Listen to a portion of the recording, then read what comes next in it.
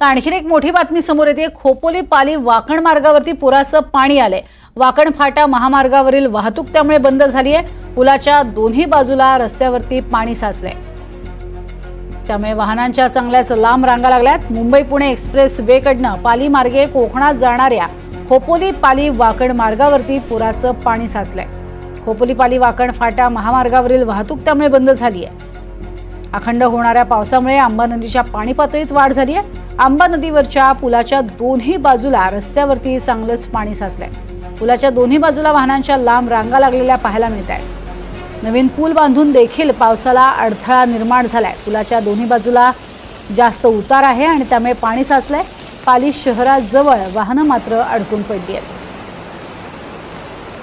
ही आंबा नदीची काही दृश्य आहेत। आंबा नदी पूर्णपणे दुथडी भरून वाहतीये आणि त्यामुळेच दोन्ही बाजूने वाहनं मात्र अडकली आहेत।